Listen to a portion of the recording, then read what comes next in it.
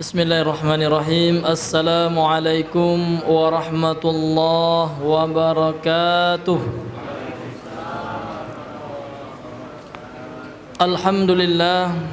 Alhamdulillahi hamdan katsiran thayyiban mubarakan fih kama yuhibbu rabbuna wa yardah. Ashhadu an la ilaha illallah wahdahu la syarika lah wa ashhadu anna Muhammadan abduhu wa rasuluh. Allahumma salli wa sallim wa barik ala nabiyyina Muhammadin wa ala alihi wa ashabihi wa man tabi'ahu bi ihsanin ila yaumiddin, amma ba'd. Ikhwani wa akhwati fillah, isma'u ila qaulillahi azza wa jalla. A'udzu billahi minasyaitonir rajim. Ya ayyuhalladzina amanu taqullaha haqqa tuqatih wa la tamutunna illa wa antum muslimun. Ikhwani wa akhwati fillah, hadirin kaum muslimin wal muslimat yang semoga selalu dirahmati oleh Allah Subhanahu wa taala. Marilah kita kembali bersyukur kepada Allah Subhanahu wa taala. Karena Allah Subhanahu wa taala masih memberikan kepada kita nikmat yang sangat banyak. Nikmat kesempatan, keimanan. Kemudian nikmat yang paling besar, nikmat di atas agama Islam, di atas agama tauhid. Dan nikmat masih mentauhidkan Allah Subhanahu wa taala. Karena tauhid dan atau mengesahkan Allah itu, hadirin kaum muslimin wal muslimat jamaah sekalian, adalah suatu hal yang sangat penting dalam hidup dan kehidupan kita.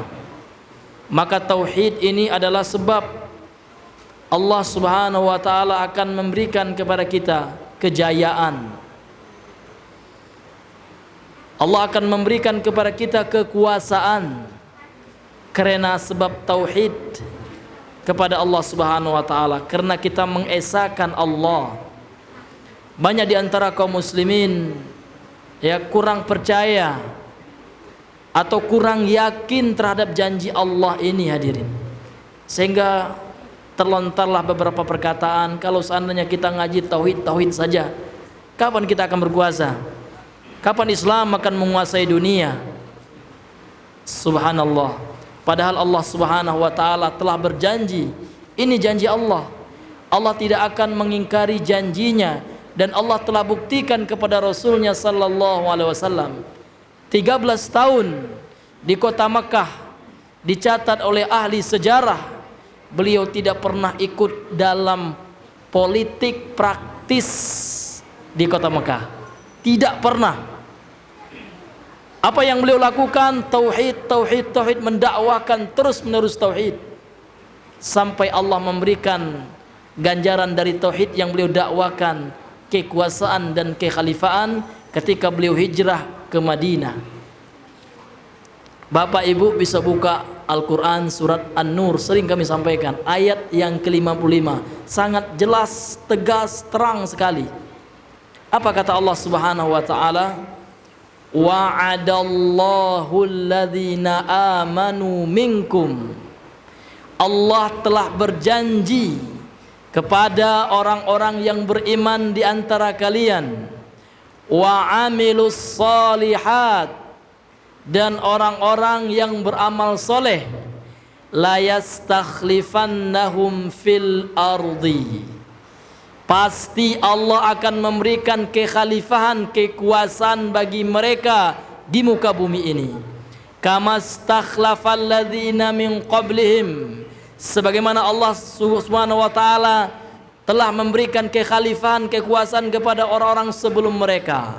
Namun syarat, kemudian Allah mengatakan wala yumakkinanna lahum, Allah juga akan mengokohkan bagi mereka dinahum, agama mereka, alladzir tadha lahum, yang Allah telah ridhoi bagi mereka. Ini janji Allah. Wala yubaddilannahum, dan Allah akan mengganti keadaan mereka, mim ba'di khaufihim, yang semulanya mereka dalam keadaan khawatir, dalam ketakutan, tidak aman, amna, Allah akan memberikan keamanan. Namun syaratnya kata Allah, ya'budunani la yusyrikuna bi syai'an. Mereka hanya beribadah kepadaku dan tidak berbuat syirik kepadaku sedikit pun.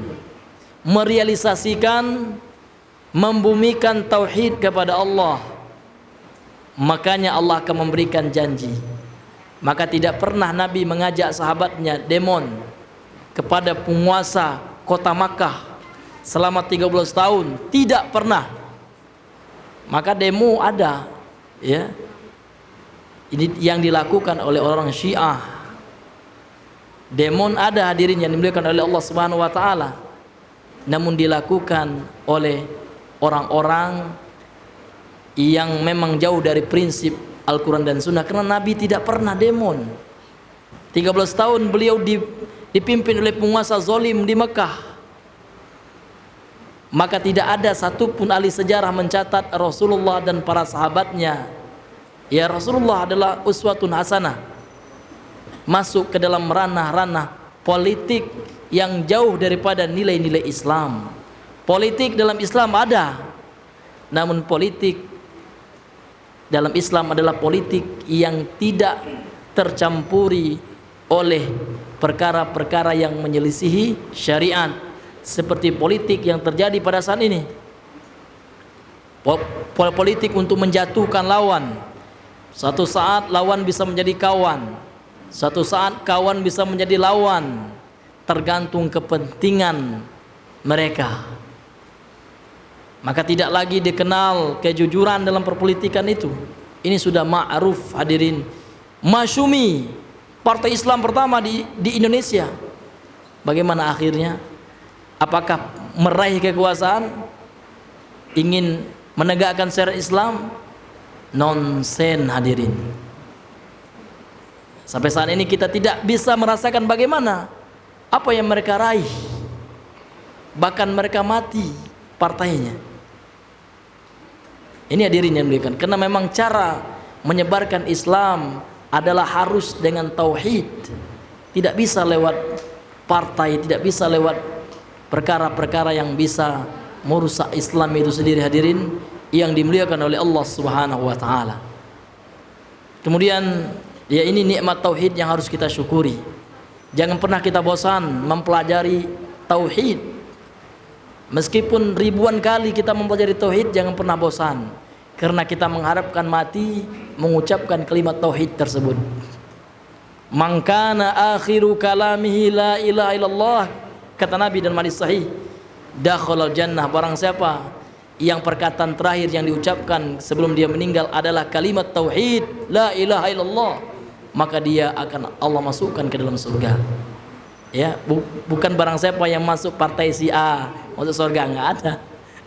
Barang siapa yang mengucapkan tauhid, hadirin, maka seorang tidak akan bisa mengucapkannya melainkan sebelumnya dia mengamalkan tauhid tersebut serta mendakwahkannya siang dan malam. Ya kan? Inni da'autu qaumi laila wa nahara, Nabi Nuh siang malam mendakwakan tauhid kepada kaumnya. Berbagai macam makar, berbagai macam tipu daya, gangguan, celaan, ya bahkan ya kezaliman yang dilakukan oleh bangsa Nabi Nuh, kaumnya Nabi Nuh tidak pernah surut dalam mendakwakan tauhid kepada Allah Subhanahu wa taala. Maka ini harus kita syukuri, hadirin. Ya, semoga kita semua meninggal dalam keadaan tauhid, bertauhid, amin amin ya Rabbal alamin. Kemudian salat dan salam marilah selalu kita doakan kepada Allah dengan memperbanyak salawat. Allahumma salli ala Muhammad wa ala ali Muhammad. Semoga salat dan salam selalu tercurah kepada Nabi yang mulia Nabi Muhammad sallallahu alaihi wasallam, kemudian para keluarga beliau dan orang-orang yang senantiasa mengikuti jalan beliau dengan baik hingga ajal mendatanginya. Baik, hadirin yang dimuliakan oleh Allah Subhanahu wa taala, pada pembahasan kita yang lalu kita telah masuk atau di penghujung pembahasan tafsir dari surah Al-Fatihah ayat yang kedua. Alhamdulillahi Rabbil alamin. Segala pujian yang mengandung pengagungan, penghambaan, kecintaan kepada Allah. Jadi segala pujian ini hanya milik Allah, Rabb, penguasa, pengatur, pencipta alam semesta. Alamin jamak dari kata alam. Alam itu adalah segala sesuatu selain Allah, itu alam. Di Allah adalah Rabb, penguasa, pencipta, pengatur segala sesuatu yang selain Allah. Alam semesta. Kemudian hadirin yang dimuliakan oleh Allah Subhanahu wa taala, kita yang memiliki buku yang kita bahas halaman 45 ya. Pada pertemuan yang lalu kita telah bahas alif lam dalam kata alhamdu. Ya, ini alif lam apa namanya, Pak? Apa? Al-istighraqiyah. Alhamdu. Ini alif lam al-istighraqiyah. Ada dalam buku ini halaman 45 ya. Listighraqi jami' ajnasil hamdi ya. Arti al-istighraqiyah dia berasal dari kata gharaqa. Gharaqa artinya tenggelam. Ya, artinya umum. Ya, mencakup seluruh pujian itu hanya milik Allah. Ya, alhamdu artinya seluruh pujian, semua pujian, segala pujian ini hanya milik Allah Subhanahu wa taala. Kemudian makna kata Rabb ini akan beliau bahas ya oleh Al-Imam Ibnu Katsir yang diringkas perkataannya oleh Al-Syekh Ahmad Syakir. Qala al-muallif rahimallahu taala wa rabbu, kata Rabb, apa makna maksud dari kata Rabb? Rabbul alamin ya. Rabb itu maknanya kata beliau adalah huwal malikul mutasarrifu. Al-malik al-mutasarrif. Al-malik adalah raja, penguasa. Ya. Kalau seandainya malik disandarkan kepada kita, pemilik namanya. Namun kalau malik yang menguasai suatu kerajaan namanya penguasa, raja. Dan Allah adalah penguasa alam semesta, raja ya alam semesta. Tabarakalladzi biyadihil mulk. Maha suci Allah yang di tangannya lah seluruh kekuasaan kerajaan. Jadi Allah adalah Malik. Rabb itu artinya Al-Malik, ya kan? Zat yang menguasai. Al-Mutasarrif, yang mengatur, yang bebas mengatur alam semesta ini. Itu makna Ar-Rabb. Kemudian dalam segi bahasa, wa yutlaqu fil lughati 'ala sayyidi, dan diitlakkan artinya secara bahasa, makna Rabb itu dimutlakkan secara umum ya, secara mutlak maknanya adalah tuan, sayyid, sayyidun, sayyiduna, tuan kami. Ya, ini secara bahasa. Sebagaimana ya perkataan Nabi Yusuf yang diabadikan oleh Allah dalam surat Yusuf. Innahu rabbi ahsana maswai. Sesungguhnya Aziz itu adalah ya sayyidku, artinya rabbi di sini sayyidi. Ya tuanku. Ya, karena Nabi Yusuf waktu itu ya dia ya dibeli ketika beliau dijual sebagai budak, ya kan? Dibeli oleh Aziz ya. Oleh salah seorang pembesar kerajaan Mesir waktu itu. Ya. Kemudian Nabi Yusuf berkata tentang Aziz ini, yang mana istrinya senang suka kepada Nabi Yusuf ini ya. Nah, ini kata Nabi Yusuf, innahu rabbi, sesungguhnya dia adalah tuanku, Aziz itu. Ahsana maswai, yang telah berbuat baik kepadaku. Tidak mungkin aku mau ia melakukan hal-hal yang dia tidak sukai, selingkuh dan lain sebagainya. Ya, ketika istrinya Imra'atu Aziz itu ya ingin mengajak Nabi Yusuf untuk berselingkuh. Namun karena beliau adalah hamba Allah yang ikhlas, ya, yang takut kepada Allah Subhanahu wa taala, Allah palingkan beliau dari kemaksiatan tersebut.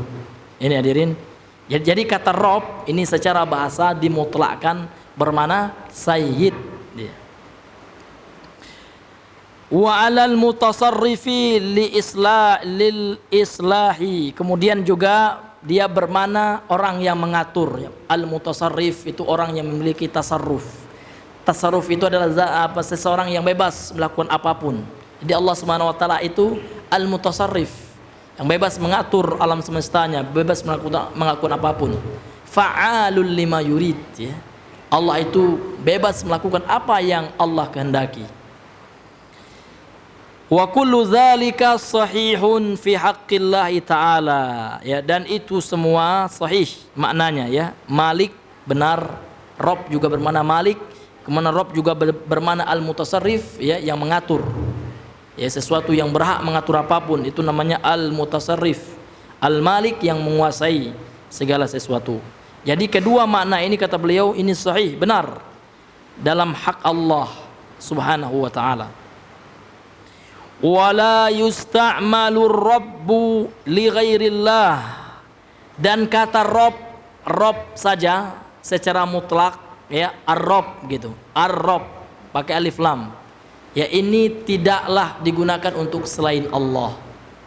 Ya, ada nama seorang, siapa namanya ar-Rabb, ar-Rabbu, ini salah, harus diganti namanya, karena ar-Rabbu, ya, ini mutlak pakai alif lam, ya, mutlak hanya milik Allah Subhanahu wa taala kata beliau, ya. Dan ini yang sahih karena ar-Rabbu adalah nama yang mutlak hanya milik Allah Subhanahu wa taala. Bal bil idhafati, namun, ya, tetapi kalau seandainya Rabb-nya ini disandarkan dengan kata lain menjadi kata majmu', ya.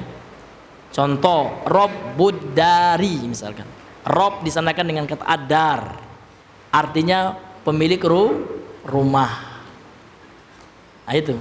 Jadi kalau kata Rabb disandarkan dengan kata yang setelahnya boleh, ya, dengan bahasa Arab, secara bahasa Arab boleh. Ya, seperti orang Arab mengatakan man rabbu hadzal dar, ya. Man rabbud dar dari hadza. Man rabbud dari hadza, atau man rabbul baiti hadza. Siapa, ya, pemilik rumah ini. Dia Rabb kalau disandarkan dengan kata yang lain bermakna pemilik, ya. Ini boleh untuk selain Allah. Namun kalau kata ar-Rabbu saja tanpa disandarkan kepada kata setelahnya, tanpa dimajemukkan dengan kata yang setelahnya, ini tidak boleh. Karena ar-Rabbu ini mutlak hanya milik Allah Subhanahu wa taala. Taqulu Rabbud dari, engkau mengatakan Rabb ad-dar, Rabbud dari, pemilik rumah, ya. Rabbu kadza, pemilik ini, ya. Apapun, Rabbus sayyarah misalkan, pemilik mobil, ya kan. Apalagi Pak, Rabbul madrasati, pemilik sekolah, ya. Dan lain-lain, ya. Ya. Rabbul jawali, ya, pemilik handphone dan lain sebagainya, ya.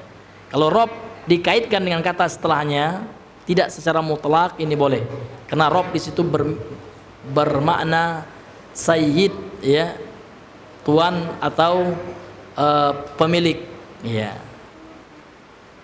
Rabbul hison misalnya, tuannya kuda, ya, artinya pemilik kuda itu. Tapi kalau ar-Rabbu ini nggak boleh, ini hanya milik Allah Subhanahu wa taala. Wa ammar rabbu, sedangkan kata ar-Rabbu fala yuqalu, tidaklah boleh dikatakan illa lillah, kecuali hanya untuk Allah azza wa jal, untuk Allah saja, hadirin. Ini faedah yang kita ambil dari kata Rabb, ya. Ya, Rabbul alamin adalah sifat Allah Subhanahu wa taala.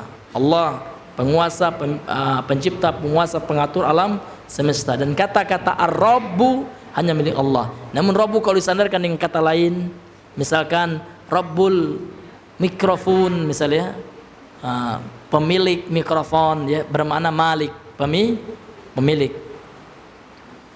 Wal alamina, sedangkan kata Rabbul alamin, ya, kata alamina jam'u alamin, ini adalah bentuk jamak dari kata alam. Di alamin jamak dari kata alam. Di sini dia jamak apa namanya itu, mulhaq, ya, istilah kalau dalam nahwu, ya, mulhaq li jam'i mudzakkar salim, ya, mulhaq dia disandarkan kepada jamak mudzakkar salim, ya. Wa huwa kullu maujudin, yang dimaksud dengan kata alam adalah kullu maujudin, segala yang ada, segala yang wujud, yang ada siwallahi azza wa jal, selain Allah. Nah, jadi segala sesuatu yang ada ini yang selain Allah ini namanya alam, Bapak Ibu. Jadi minuman ini alam juga nih dalam bahasa Arab ya Pak ya. Ini alam, hadza alam. Ya. Karena alam itu dalam bahasa Arab maknanya adalah kullu maujudin siwallahi azza wa jal, segala yang ada selain Allah subhanahu wa ta'ala alam. Di Pak Herman alam juga ya, karena selain Allah gitu ya. Ya. Jadi Allah subhanahu wa ta'ala adalah Rabb, pencipta, penguasa, pengatur segala selain Allah, apapun itu. Maka tidak ada sejengkal pun bumi di alam semesta ini melainkan Allah penguasanya. Gak boleh kita yakini enggak Nyi Roro Kidul ya laut pantai selatan, syirik gimana? Gak boleh. Nyi Roro Kidul itu sendiri kalau memang ada ya nama jin yang namanya, karena jin ini kan banyak juga namanya Pak ya, jenisnya jin namun namanya banyak ya. Ada yang kalau jinnya dari Jawa ya pakai bahasa Jawa, ada Eko juga namanya nama jin itu. Jadi Nyi Roro Kidul itu mungkin jin dari Pulau Jawa gitu. Dan dia Allah juga penguasanya, yang menciptakannya, yang mengaturnya, ya kan Allah subhanahu wa ta'ala. Bukan dia yang menguasai ya kekuasaan Allah, Allah yang menguasainya. Dia di bawah kekuasaan Allah subhanahu wa ta'ala. Wal alamu, kata beliau, jam'un la wahida lahu min lafzihi. Dan kata alam adalah kata jamak ya. Alam itu sendiri jamak dia ya, alam itu. Kemudian tidak ada bentuk tunggalnya di dalam atau dari lafaznya, tidak ada bentuk tunggalnya. Misalkan ini Pak ya, ya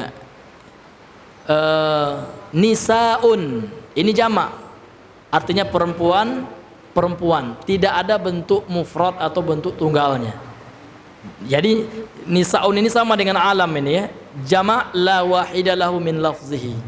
Dia adalah bentuk jamak yang tidak ada bentuk mufradnya, tidak ada bentuk satunya, tunggalnya gitu. Wal awalim asnaful makhluqati fis samawati wa fil barri wal bahri. Dan kata awalim, nah ini sinonimnya ya, bentuk lain dari kata alam, namanya awalim ya. Awalim itu adalah asnaful makhluqat, jenis dari makhluk Allah yang berada di langit dan yang berada di daratan dan berada di lautan. Kita ini termasuk awalim ya. Manusia ini juga dinamakan al-awalim. Ini adalah jenis seluruh makhluk Allah yang ada di langit dan yang ada di daratan maupun yang ada di lautan. Wa kullu qarnin minha wajilin yusamma alaman aidan. Dan setiap abad ya, qarn itu adalah abad ya, darinya, dan setiap generasi, jil itu generasi ya, yusamma alaman, ini dinamakan alam juga. Nah, jadi alam ini umum, segala satu selain Allah itu alam gitu. Baik itu waktu seperti abad ya kan, seperti generasi, jil ini juga bermakna alam. Karena alam sebagaimana yang beliau sebutkan di awal adalah segala yang ada selain Allah ini adalah alam, dan Allah adalah Rabbul Alamin, dan Allah lah penguasa, pencipta, pengatur alam semesta tersebut. Thayyib hadirin yang dimuliakan oleh Allah Subhanahu wa taala, sekarang kita masuk pada ayat yang ketiga. Alhamdulillah kita telah menyelesaikan ya tafsir daripada Alhamdulillahirabbil alamin ya. Kemudian ayat yang ketiganya Ar-Rahmanir Rahim. Wa qauluhu, dan firman-Nya Allah Subhanahu wa taala Ar-Rahman Ar-Rahim, Ar-Rahmanir Rahim ya, zat yang maha penyayang kalau di terjemahan ya, dan zat yang maha pengasih. Namun yang seperti yang telah kita bahas ya, makna daripada Ar-Rahman ini ya tidak seperti yang diterjemahkan. Nah gitu. Karena Ar-Rahman itu juga zat yang memiliki rahmat, kasih sayang. Namun kasih sayangnya lebih luas. Ar-Rahman adalah zat yang memiliki kasih sayang yang lebih luas, yang meliputi ya hamba Allah yang beriman maupun hamba Allah yang kafir, namun khusus di dunia saja. Namun di akhirat baru Ar-Rahim, zat yang memiliki kasih sayang, yang mana kasih sayang Allah itu Ar-Rahim hanya Allah berikan kepada hambanya yang beriman kelak di akhirat. Ini bedanya. Namun kalau diterjemahkan seperti itu, yang Maha Pengasih lagi Maha Penyayang. Namun semuanya penyayang sebenarnya. Karena Ar-Rahman dan Ar-Rahim itu diambil dari satu kata, yaitu dari kata rahmat. Rahmat artinya kasih sayang. Namun bedanya seperti yang telah kita bahas ya, dari basmalah. Ya, ketika kita tafsirkan basmalah telah kita bahas beda antara Ar-Rahman dengan Ar-Rahim. Qauluhu ta'ala, firmannya Allah subhanahu wa ta'ala, Ar-Rahmanir Rahim, zat yang Maha Pengasih lagi Maha Penyayang. Kata beliau, taqaddamal kalamu alaihi, telah berlalu pembahasan ya tentang Ar-Rahmanir Rahim ini ketika kita membahas tafsir basmalah, Bismillahirrahmanirrahim. Ini telah kita bahas ya. Apa perbedaannya sudah kita sebutkan secara umum. Karena Ar-Rahman adalah maknanya zat, Ar-Rahman zat Allah yang Maha Pengasih, yang mana kasih sayang Allah itu sifatnya umum ya, yang meliputi hamba Allah yang beriman maupun hamba Allah yang kafir di dunia saja. Namun Ar-Rahim ini khusus kasih sayang Allah yang Allah berikan kepada hamba Allah yang beriman saja di akhirat, dan tidak diberikan kepada hamba Allah yang kafir. Karena orang kafir, na'udzubillah min dzalik, dia akan diazab oleh Allah. Orang kafir ya, azab yang kekal abadi selama-lamanya, na'udzubillah min dzalik, di neraka Allah. Taqaddamal kalamu alaihi fil basmalati mimma ughniya an i'adatihi, maka telah berlalu pembahasan ya Ar-Rahmanir Rahim ini ketika membahas tafsir basmalah, mimma ughniya an i'adatihi, yang mana ya tidak perlu lagi untuk diulangi ya, kata beliau. Qala Al-Qurtubi, dan telah berkata Al-Imam Al-Qurtubi rahimahullahu taala, ya beliau tafsirnya ini yang diringkas oleh Imam Ibnu Katsir. Jadi tafsirnya Imam Ibnu Katsir ini tafsir Qur'anil Azim ya, ini adalah ringkasan dari tafsir ya Ibnu Jarir At-Tabari rahimahullahu taala. Kemudian kata Imam Al-Qurtubi ya, ini Al-Imam Al-Qurtubi ya, bukan Imam At-Tabari ini. Beliau menukilkan pendapat Imam Al-Qurtubi. Kata Imam Al-Qurtubi, innama wasafa nafsahu birrahmanir rahim ba'da qawlihi rabbil alamin liyakuna min babi qarni targhibi ba'da tarhib. Allah Subhanahu wa taala memberikan sifat dirinya dengan Ar-Rahmanir Rahim, zat yang Maha Pengasih lagi Maha Penyayang, sebelum firman Allah Rabbil Alamin. Jadi sebelum Allah mengatakan Rabbil Alamin, maka Allah awali dengan apa? Ar-Rahmanir Rahim ya. Ini dalam basmalah ini ya. Dan setelah Rabbil Alamin juga Allah Subhanahu wa taala ya dalam ayat yang ketiga ini juga mengulangi dengan Ar-Rahmanir Rahim. Jadi kenapa Allah Subhanahu wa taala ya mendahului Rabbil Alamin kemudian mengedepankan Ar-Rahmanir Rahim daripada Rabbil Alamin? Kata beliau, liyakuna min babi qarni targhib ba'da tarhib, ya supaya mendahulukan, ini dalam bab mendahulukan atau dalam rangka mendahulukan ya at-targhib ya, penyebutan targhib ya. At-targhib itu maknanya adalah motivasi ya, memberikan kabar gembira, itu at-targhib ya. Jadi Allah Subhanahu wa taala memberikan sifat dirinya dengan Ar-Rahmanir Rahim setelah firman Allah Rabbil Alamin, ini dalam rangka untuk mendahulukan at-targhib ya, pemberian motivasi, pemberian kabar gembira ya kan, sebelum ancaman, sebelum ancaman dan peringatan. Tarhib, ancaman. Ini uslub ya, uslub Al-Quran.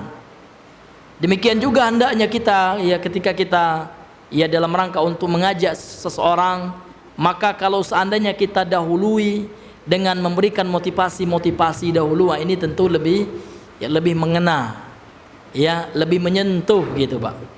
Namun kalau seandainya ada ya teman Bapak misalkan masih preman gitu ya, masih jauh dari agama, sudah Bapak ancam dia, kamu ini neraka gini gini gini ya, langsung dia mundur dia ya.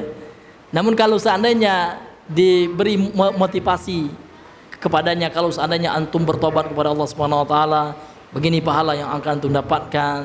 Kalau seandainya antum mentauhidkan Allah, ini loh keutamaan tauhid itu ya. Maka ini tentu lebih menyentuh dan tentu lebih akan memberikan dampak positif dalam dakwah yang kita lakukan. Iya. Kama qala ta'ala, sebagaimana firman Allah ya di dalam Al-Qur'an ya, Allah Subhanahu wa taala mengatakan, nabi ibadi, kabarkanlah kepada hamba-hambaku, anni anal ghafurur rahim, sesungguhnya aku adalah zat yang maha pengampun dan maha penyayang. Jadi Allah dahulukan ya, apa namanya itu, kabar gembira, kabarkan kepada hambaku, sesungguhnya aku ini Allah ya adalah zat yang maha pengampun dan maha penyayang. Jangan mereka berputus asa dengan ampunan dan kasih sayangku, kata Allah. Kemudian Allah mengatakan pada ayat yang selanjutnya, wa anna azabi, dan sesungguhnya azabku, huwal azabul alim, adalah azab yang sangat pedih. Artinya Allah mendahulukan memberikan kabar gembira, itu kata beliau, kata Imam Al-Qurtubi. Jadi kenapa Allah Subhanahu wa taala ya mendahulukan ya Rabbil alamin, kemudian sesudahnya Ar-Rahmanir Rahim, ini dalam rangka ya untuk mendahulukan pemberian kabar gembira, motivasi ya, menyebutkan keutamaan daripada sesuatu yang sifatnya memberikan ancaman dan kabar petakut. Sebagaimana firman Allah di dalam Al-Qur'an ini ya, Allah Subhanahu wa taala mengatakan, nabi ibadi anni anal ghafurur rahim ya, ini adalah kabar gembira.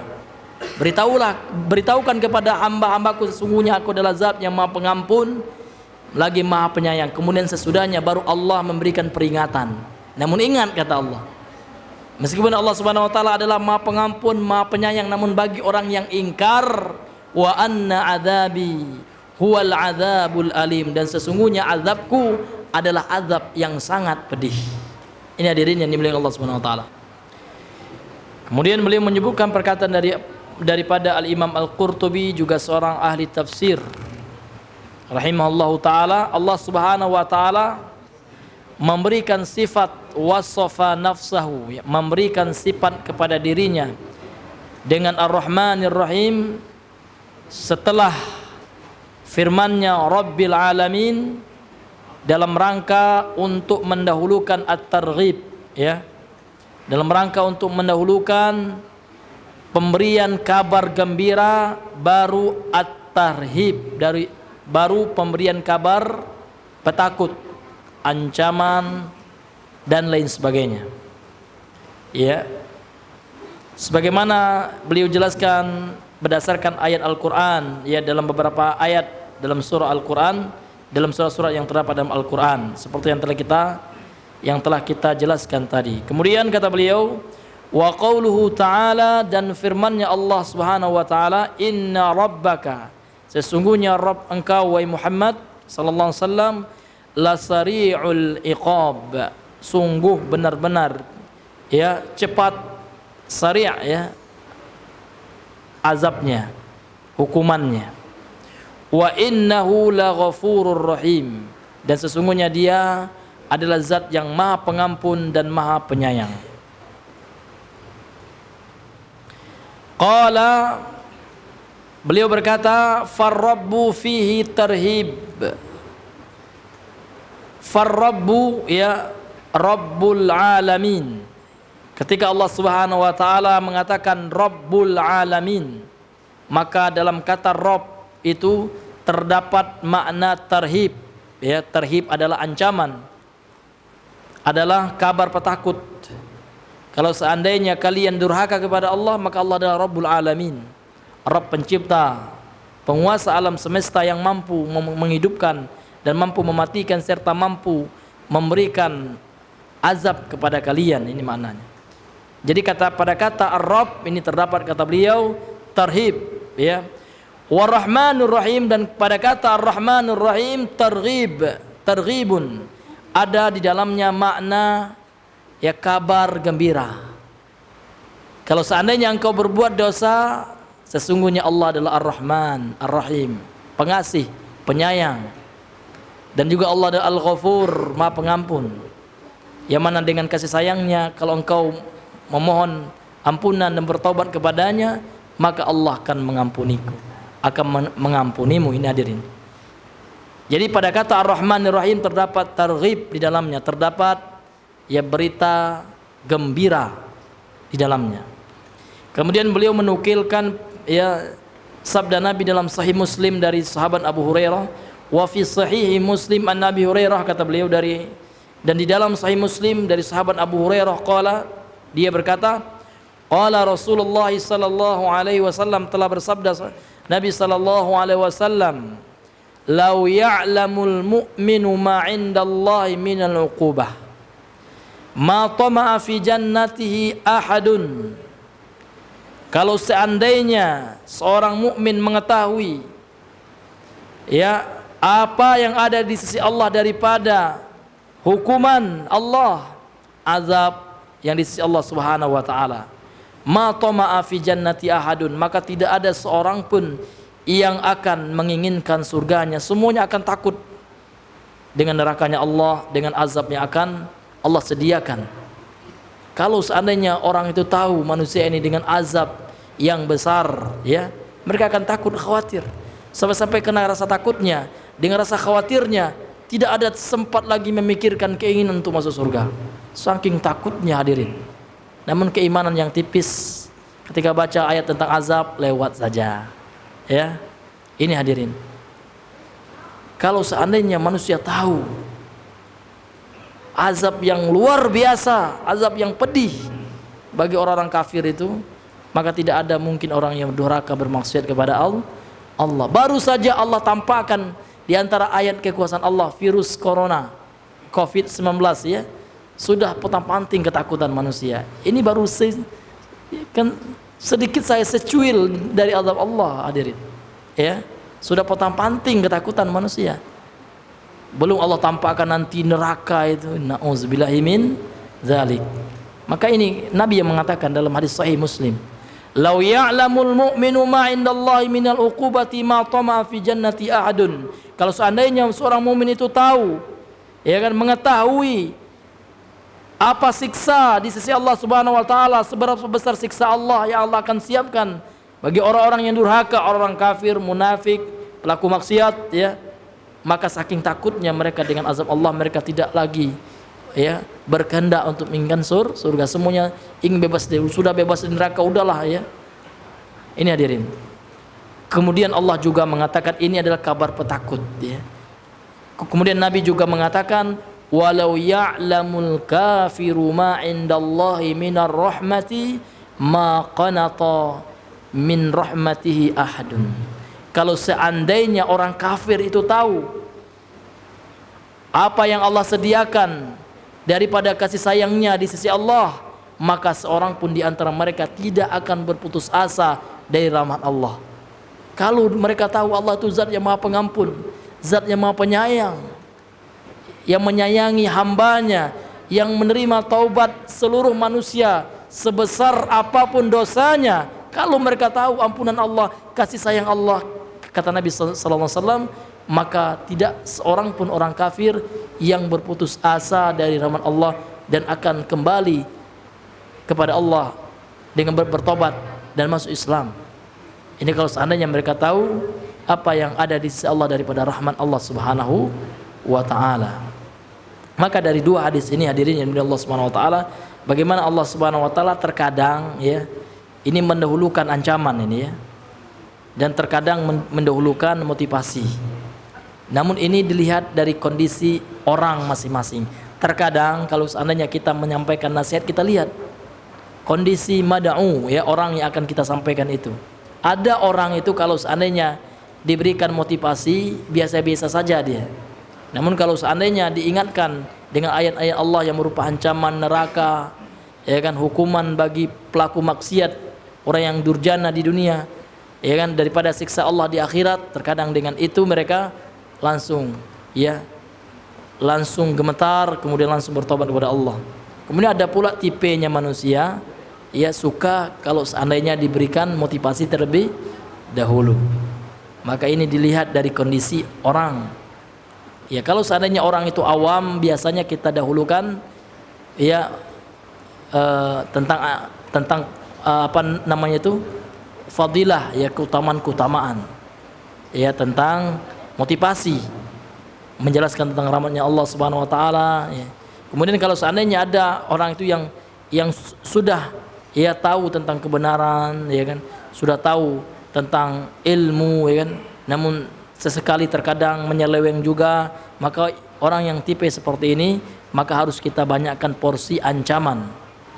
Kita sampaikan kepada yang tentang ayat-ayat Allah, kan, hadis-hadis yang berkaitan tentang ancaman orang-orang yang melakukan kesyirikan, kebid'ahan, dosa dan kemaksiatan.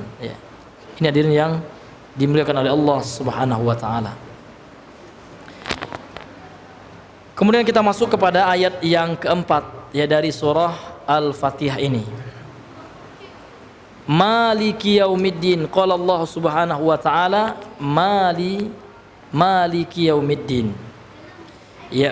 Penguasa, pencipta hari pembalasan. Jadi ad-din di situ bermakna al-jaza, pembalasan. Bukan hari agama, karena kata din di situ artinya al-jaza, pembalasan. Karena ad-din itu terkadang bermakna agama, sebagaimana firman Allah dalam surah Al-Imran, "Innad dina 'indallahil Islam." Namun ad-din di sini maknanya al-jaza. Jadi Allah itu adalah penguasa hari pembalasan. Kemudian kata beliau, qala muallif rahimahullahu taala, qara'a ba'dul qurra'i, sebagian ahli qiraah. Ini orang yang ahli baca Al-Qur'an, ahli dalam ilmu tajwid, yang ahli dalam ilmu qiraat. Karena Al-Qur'an ini diturunkan oleh Allah secara mutawatir dengan 7 lahjah atau 7 langgam cara membacanya. Maka enggak boleh keluar dari 7 ini. Ini yang mutawatir. Seluruhnya benar gitu. Kemudian ada yang tidak disepakati oleh ulama, ada juga namanya al-qiraah asyadzah, atau al-qiraah al-mardudah. Itu adalah qiraah yang tidak boleh dipakai. Namun yang 7, al-qiraatus sab'ah, 7 cara membaca Al-Qur'an ini disepakati oleh seluruh ulama. Karena Nabi mengatakan dalam hadis yang sahih, Allah menurunkan Al-Qur'an dengan 7 cara membacanya, yang dikenal dengan al-qiraatus sab'ah, qiraah yang 7 gitu. Jadi sebagian ahli qiraah mereka membaca dengan memendekkan mimnya.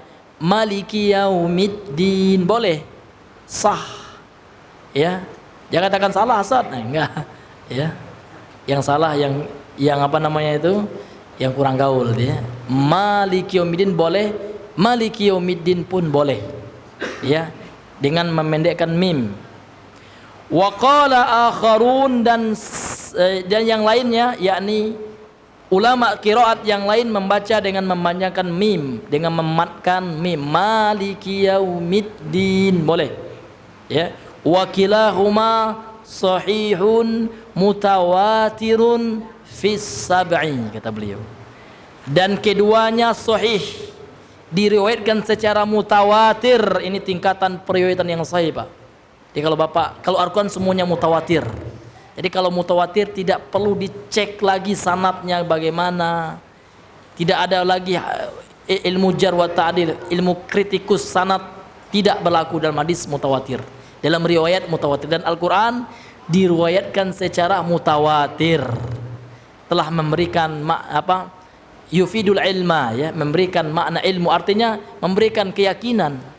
Enggak boleh ragu kita pada riwayat yang mutawatirah. Ini Al-Qur'an Allah riwayatkan secara mutawatir kepada Nabi, kemudian Nabi kepada sahabatnya, dan banyak, dan seluruh sahabat meriwayatkan Al-Qur'an. Yang mendengar Al-Qur'an dari Nabi seluruhnya, perawinya sangat banyak. Maka Al-Qur'an ini adalah riwayat mutawatir, tingkatan riwayat yang paling sahih. Jadi kalau seandainya ada hadis mutawatir, ini adalah tingkatan hadis yang paling kuat, yang tidak butuh lagi takhrij, ditahqiq ya, dicek sanadnya, nggak butuh lagi kalau hadis yang mutawatir gitu. Jadi cara membaca Maliki Yaumiddin dan Maliki Yaumiddin ini adalah telah diriwayatkan secara mutawatir dan termasuk di antara 7 cara membaca Al-Quran yang telah disepakati oleh para ulama berdasarkan riwayat yang mutawatirah, ya kan, yang datang dari Nabi sallallahu alaihi wasallam. Ini hadirin. Jadi kedua-duanya boleh ya, Maliki Yaumiddin boleh, Maliki Yaumiddin juga boleh. Wa yuqalu, dan dibaca atau dikatakan dibaca lah ya, Maliki bikasril lam, dengan mengkasrahkan huruf lamnya, Mali ya, Maliki. Wa bi iskaniha, kemudian ada juga riwayat yang membacanya dengan mentaskin atau mensukunkan huruf lam. Jadi bagaimana itu? Milki Yaumiddin, lamnya sukun, Pak ya. Jadi kita baca Milki ini ada riwayat ini Pak ya, nggak boleh kita salahkan. Ini riwayat yang sahihah, ya kan? Milki Yaumiddin gitu, ya. Wa yuqalu Maliki Maliki, ya, dengan menambahkan huruf ya setelah huruf lam dan ya-nya dimatikan menjadi mat ya. Maliki, Maliki Yaumiddin. Ini qiraah di antara qiraah sab'ah ya, ada yang membaca seperti itu, maka nggak boleh kita salahkan ini, ya. Kemudian kata beliau, wa ashba'a Nafi'un kasratal kafi faqara'a, kemudian Imam Nafi' menambahkan ya dengan mengkasrahkan huruf kaf, Mali ya, dengan mengkasrahkan huruf kaf, kemudian menambahkan ya setelah huruf kaf itu. Maka Imam Nafi' membaca faqara'a, maka dia membaca Maliki Yaumiddin, ki-nya panjang 2 rakaat ya, karena ada ya sukun setelah ki-nya. Jadi ini adalah qiraahnya Imam Nafi' ya, Imam Nafi'. Ya. Namun yang paling sahih yang mana? Yang 2 ini. Ya, ini yang dikatakan oleh Al-Imam Ibnu Katsir. Wa qad rajjaha, dan sungguh telah merajihkan yakni para ulama ahli qiraat ya, kila minal qiraataini, keduanya yakni Maliki dengan Maliki ya, murajjahuna min haitsul ma'na ya, dikuatkan dari segi maknanya, dilihat dari sisi maknanya.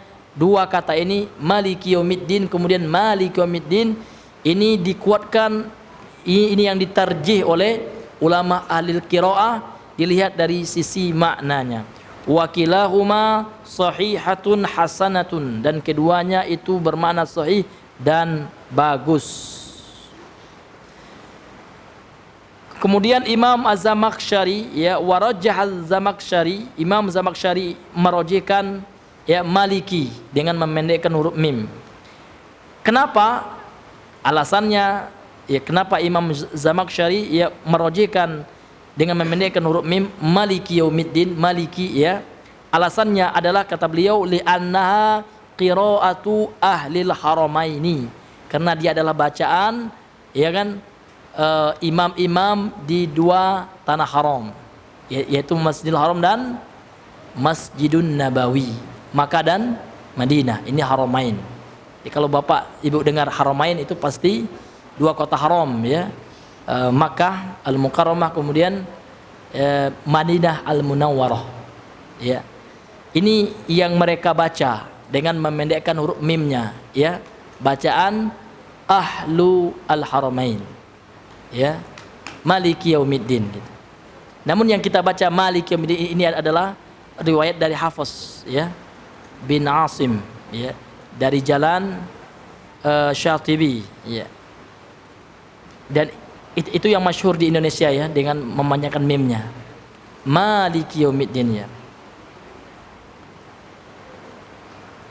Jadi apa dalilnya? Liqauli, ini adalah berdasarkan firman Allah Subhanahu wa taala, limanil mulkul yauma. Allah mengatakan dalam Al-Qur'an, bagi siapa kerajaan hari ini. Jadi kata Maliki dengan memendekkan huruf mim ini diambil dari kata al-mulk ya, yang bermakna kerajaan, kekuasaan. Kemudian firman Allah dalam ayat yang lain, qauluhul haqqu wa huwa walahul mulku. Perkataannya Allah itu, firmannya Allah itu adalah kebenaran, al-haq. Walahul mulku, dan baginya lah dan miliknya lah seluruh kerajaan. Dari Allah. Jadi kata-kata al-mulku ya. Karena kata malik ini diambil dari kata al-mulk, kerajaan. Ya. Kemudian kata beliau, wa maliku, kata maliku ma'khudun minal milk, ya, dengan mengkasarkan huruf mimnya, milk, ya, yang bermakna kepemilikan. Sebenarnya hampir sama juga ya. Ya, kerajaan dengan kepemilikan. Ya, karena raja dia memiliki kerajaannya. Namun kalau pemilik ini lebih umum dia. Ya, tidak hanya bagi raja. Ya, bagi yang selain raja, rakyat jelata juga bisa mengatakan malik, ya, malikul baiti misalkan. Ya, pemilik rumah gitu. Tapi malikul baiti ini maknanya penguasa, raja di rumah itu. Ini kurang lebih seperti itu, bedanya sedikit gitu. Jadi kalau seandainya maliku, malik dipanjangkan mimnya, ini berasal dari kata al-milku, kepemilikan artinya. Kama qala ta'ala, sebagaimana firman Allah Subhanahu wa taala, limanil mulkul yauma, bagi siapa kerajaan pada hari ini? Lillah, bagi Allah Subhanahu wa taala, al-wahid, zat yang maha tunggal, zat yang maha esa, al-qahar, zat yang maha memaksa, yang menguasai ya makhluk-makhluknya. Wa qala, Allah juga berfirman, qauluhul haqqu walahul mulk, seperti ayat yang tadi ya.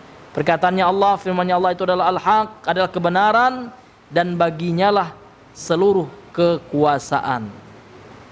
Ya, wa qala ta'ala, kemudian Allah juga berfirman, al-mulku yauma idzinil haqqu lirrahman, kerajaan, seluruh kerajaan pada hari ini adalah benar ya, lirrahman, milik Allah ar-Rahman.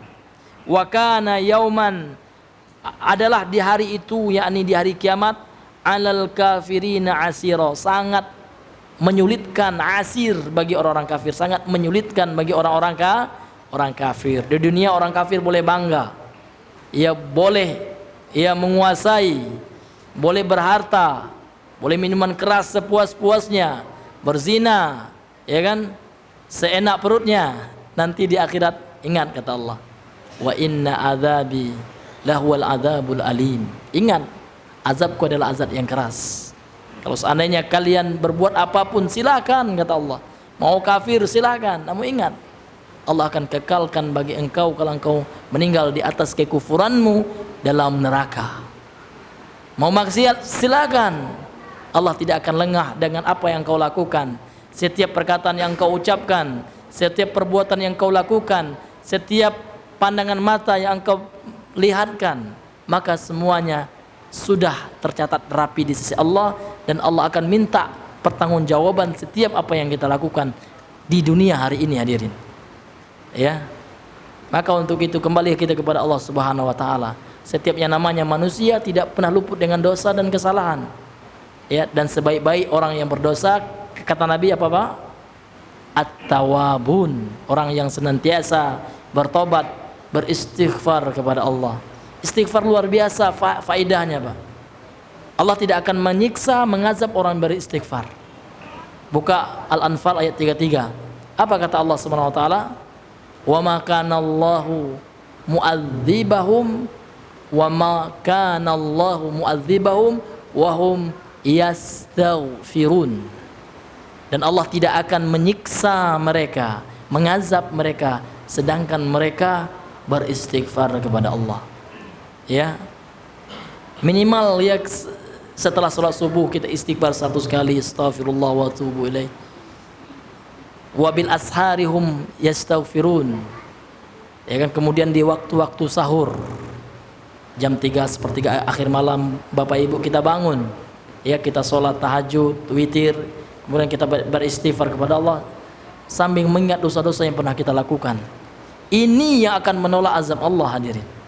Ya, di samping ya kita melakukan hal-hal yang merupakan sebab gitu ya. Nah, seperti sekarang ya, kita jangan banyak nongkrong di tempat keramaian, kan seperti itu. ya, untuk menghindari virus corona ya. Itu bisa juga ya, namun jangan kita lupakan, jangan kita lalaikan sebab Quran ya, sebab yang Allah jelaskan dalam Al-Quran untuk menolak mara bahaya, menolak azab dan musibah, yaitu memperbanyak istighfar, kembali kepada Allah Subhanahu wa taala. Ya, kalau sananya dulu kita belum pernah tahajud, sekarang malam ini ya kita coba mulailah dengan 2 rakaat aja dulu, Pak. Ya. Orang-orang ahlul maksiat berani, Pak. Bahkan sampai semalaman untuk minuman keras, untuk nongkrong, untuk berjudi di meja-meja perjudian, sanggup. Untuk bergadang, kita kok nggak sanggup. Barang 1 jam saja istighfar kepada Allah, ya kan, berzikir kepada Allah, berdoa kepada Allah di malam hari itu. Kenapa gitu? Untuk berbuat dosa aja orang-orang ya yang semoga diberi hidayah oleh Allah, mereka berani, sanggup. Ya kan, bahkan untuk bermain game saja orang semalaman suntuk, sanggup dia, Pak. Ya kan, kenapa kita nggak sanggup baca Al-Quran semalaman suntuk gitu? Ini ya, harus kita berdoa kepada Allah, semoga Allah memudahkan kita untuk beribadah kepadanya, memudahkan kita untuk melakukan amalan-amalan penduduk surga. Mungkin ini yang bisa kami sampaikan. Insyaallah taala kita akan lanjutkan lagi pembahasan tafsir ayat yang keempat dari surah Al-Fatihah ini pada pembahasan kita yang selanjutnya. Semua yang benar itu datang dari Allah Subhanahu wa taala semata. Kemudian yang salah, kemudian khilaf, keliru serta lupa, ini dari pribadi kami, kemudian dari waswas syaitan yang terkutuk. Subhanakallahumma bihamdika asyhadu an la ilaha illa anta astaghfiruka wa atubu ilaik. Assalamualaikum warahmatullahi wabarakatuh.